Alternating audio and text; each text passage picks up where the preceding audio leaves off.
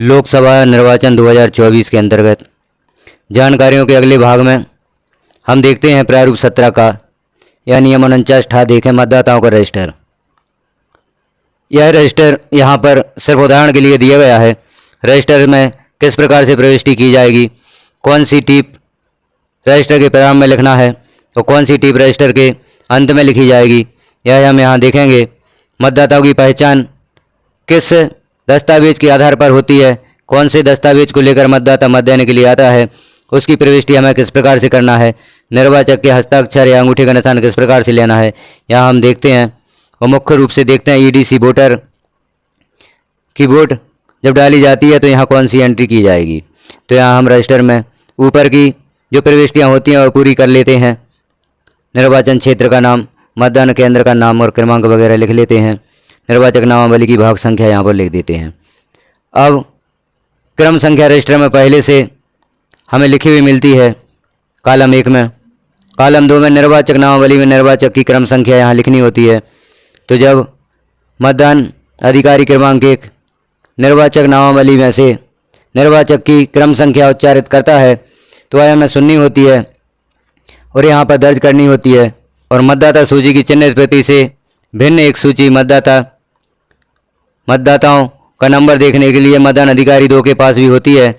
वहाँ से वह मतदाता का सरल क्रमांक देख सकता है कि निर्वाचक नामावली में उसका सरल क्रमांक क्या है। तो यहाँ दूसरे कॉलम में निर्वाचक नामावली में निर्वाचक की क्रम संख्या लिखी जाएगी।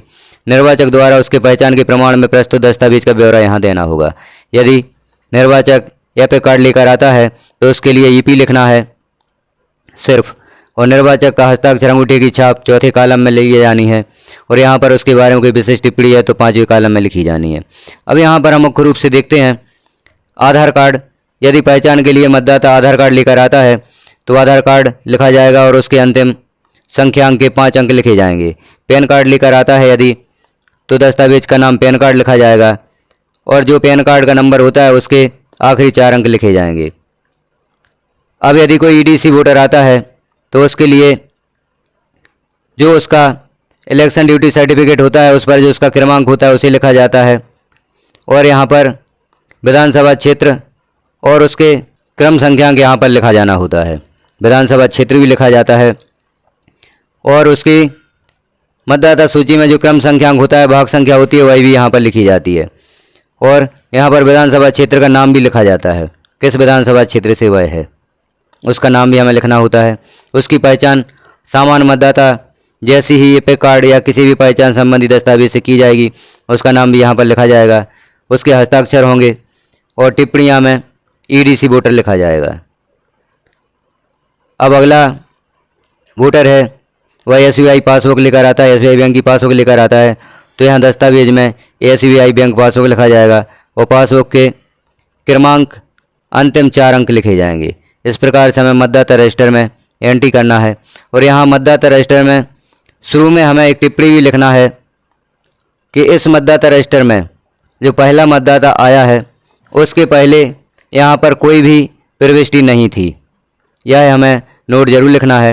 और यहाँ पर पीठासीन अधिकारी के हस्ताक्षर होंगे और जो रजिस्टर का भार साधक या प्रभारी अधिकारी होता है पीओ 2 या मतदान अधिकारी 2, उसके भी हस्ताक्षर यहाँ पर हो जाते हैं। तो रजिस्टर में हमें ऊपर टिप्पणी जरूर लिखना है जैसे ही पहला मतदाता आता है कि इस मतदाता रजिस्टर में पूर्व से कोई भी प्रविष्टि दर्ज नहीं थी।